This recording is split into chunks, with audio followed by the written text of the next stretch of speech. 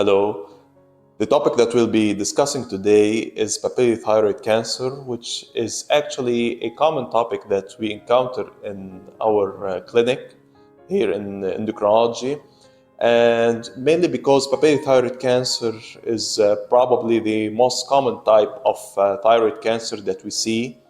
Um, it actually constitutes around more than 80 to 85% of all types of thyroid cancers. And despite what its name suggests of it being a cancer, it's actually a very slow growing malignancy. And usually it's mainly curative with a high success rate of surgery followed by radioactive iodine if needed, with the prognosis being a more than 95% actual survival rate. And papillary thyroid cancer, also known as papillary thyroid carcinoma or PTC for short in our field, is actually mainly related to hereditary factors of family history and genetic factors as well that we sustain in certain mutations in our genes.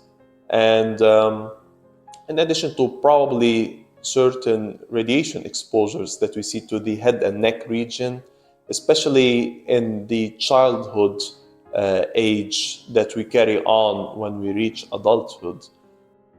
Mainly, it presents as asymptomatic. So, such patients would notice having a lump in their neck or enlargement in their thyroid region, noticed by them on the mirror or by friends, relatives, or by doctors when they're visiting a general practitioner, for example, or their endocrinologist or any other specialist. And then this would be followed for an investigation in terms of the papillary thyroid cancer. Of course, at first you wouldn't know it is papillary thyroid cancer until you do certain histopathological analysis through biopsy, which we refer to as fine needle aspiration of the thyroid. When we are looking at the microscopic features or the histological features of PTC, mainly the ones that we see involve the papillae and the nucleus. And these changes include enlarged and elongated nuclei with a crowding features that we can see. Sometimes we also see the chromatin clearing, with it being referred to as the orphan any eye nuclei, which is a very typical feature of papillary thyroid cancers. We also see the likes of samoma bodies or samoma bodies, which are not actually exclusive to papillary thyroid cancer because they are present in other types of cancer that don't have to include the thyroid. We can also see certain nuclear grooves with irregularities in the contouring of the nuclei. And these are some of the main features that we tend to see in these cases.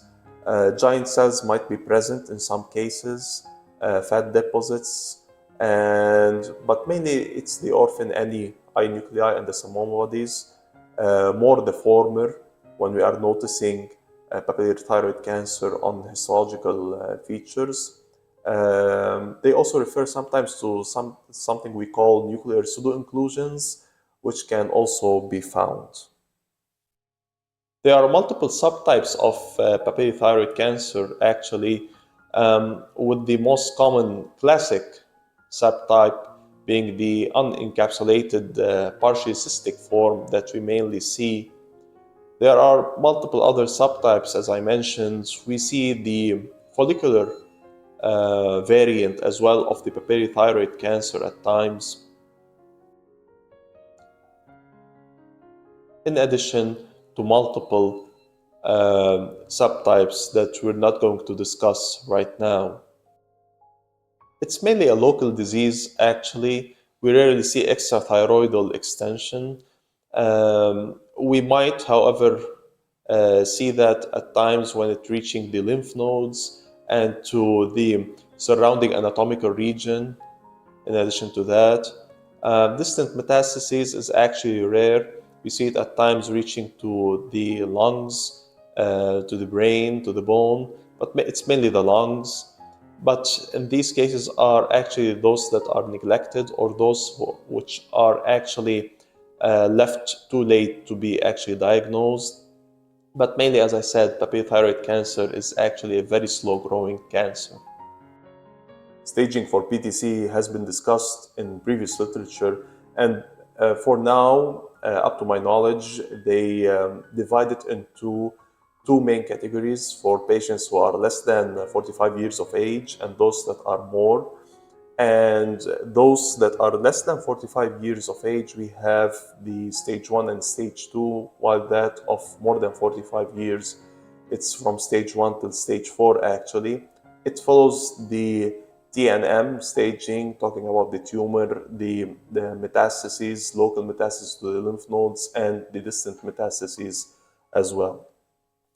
Treatment of the papillary thyroid cancer involves surgery, and surgery is probably the number one choice or the first line treatment that we go towards, whether it is lobectomy or it is total thyroidectomy. It depends on certain features that you can see right now on the screen. Once this is decided upon, we can follow the surgery, especially if it is a total thyroidectomy, with radioactive iodine, depending on the pathology that we have and depending on the surgical exploration that is done by the thyroid surgeon. After total thyroidectomy, hypothyroidism is expected in this case, and it is needed to be achieved, especially if we are following it with radioactive iodine. That way, we guarantee 100% the ablation of the any remaining thyroid tissue. And when we are actually looking for radioactive iodine, I don't mean radiation therapy that we see with other types of cancer or chemotherapy. Of course, after such cases, you have to go towards giving your patient thyroid replacement therapy in the form of levothyroxine. As I mentioned, the prognosis is actually very good in this case with a high survival rate.